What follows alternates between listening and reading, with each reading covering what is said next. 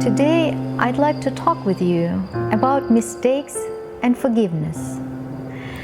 Recently, I heard about the power of forgiveness on some Christian radio station. The topic of forgiveness has occupied my interest since forever because I've suffered a lot with being upset or offended. And I have always agreed with the concept that forgiveness is very important to our well-being. So I find myself trying to forgive someone, even myself, and usually my mind tells me that I have. But after a while, life situations come up and illustrate that what I thought was forgiven and forgotten really hasn't been. The wounds in my soul and heart had merely been bandaged over. And with each revisit in thoughts or conversation of the event associated with this emotional injury, I became aware that really nothing had been forgiven or forgotten.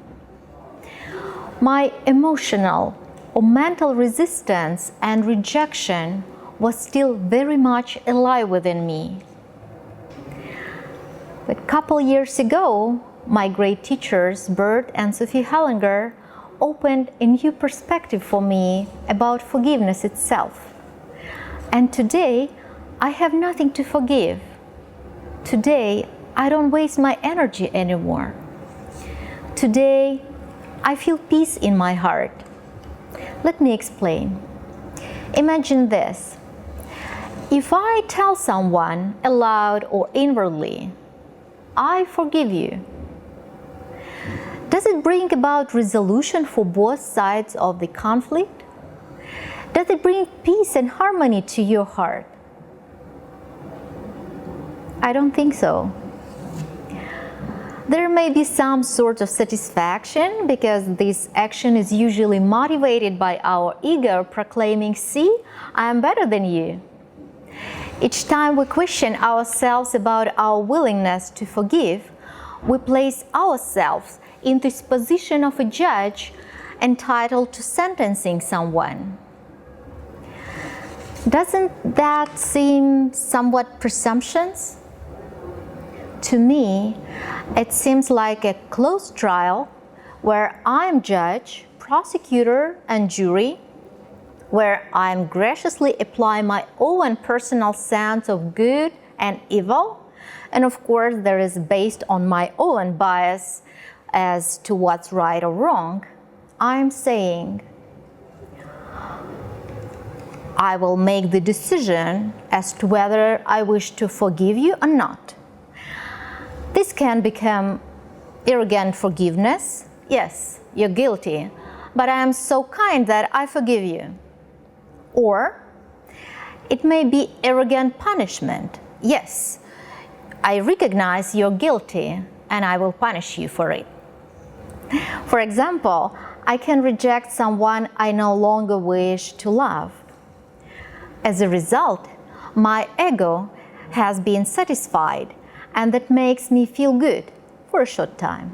However, in reality, we have created either resentment, manifested or concealed, or hate, or anger, or all of the above. In other words, we have created an entanglement that may negatively affect our life in so many different ways. Once my friend shared with me that from her experience, often the forgiveness act itself is one-sided. Either the offender never knew any harm was done, or the offender intended to cause the hurt and too soon forgot all about it. Either way, the offended remains stuck in the muck and needs to find relief. So, what should we do? How do we deal with the offense and the offender if forgiveness is associated with arrogance? Actually, the resolution is only possible if our thoughts and our actions are motivated by love. In other words, if we accept things as they are, the simplest solution would be to drop all blame and say, "Me too." We accept that everyone has a dark side, and me too. Nobody is perfect, and me too. Everyone is allowed to make mistakes. Me too. How does this make you feel? For me, with this approach, there is no victim, the offended, and there is no perpetrator, the offender. There is no reason for the lifelong conflict anymore. We just allow others and ourselves to simply be the way we are. And we can free ourselves and or others from the never-ending, ever-exchanging victim-perpetrator roles. The other important step is to take responsibility for all the choices we have made in the past and present. And this one is huge. You know, recently, in the course of a conversation with a friend of mine, she suddenly began to cry and experience regret and guilt about the mistakes she believed she made in raising her children. And also blaming herself. At the same time, she came to her own defense, explaining that at the time she didn't have the knowledge and understanding that she has today. She would have done everything differently had she been wiser. The question becomes, if we don't make mistakes, were that even possible, how would we acquire the necessary knowledge or experience? You know, according to the dictionary, a mistake is an action or judgment that is misguided or wrong. But who determines what is right and what is wrong? Who is in judgment of that? Indian actress Amisha Patel said, "Life is all about evolution. What looks like a mistake to others has been a milestone in my life. Even if people have betrayed me, even if my heart was broken, even if people misunderstood or judged me, I have learned from these incidents. We are human and we make mistakes, but learning from them is what makes the difference."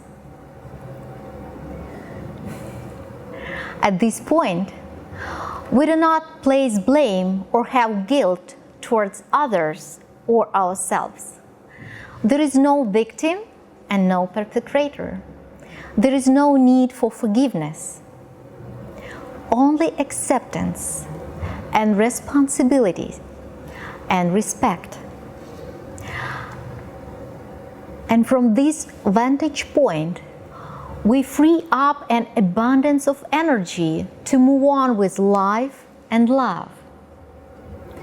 So, if you feel that you waste huge amounts of energy because of problems of forgiveness, or if you want to stop wasting that precious energy with mental and or emotional resistance to your present situation, or if you're struggling instead of accepting, relaxing, and enjoying life, and if you want to live in harmony within the universal energy of love, then I invite you to experience family constellations for healing, for an improved quality of life, and for finding your very unique, expressive, and creative individuality.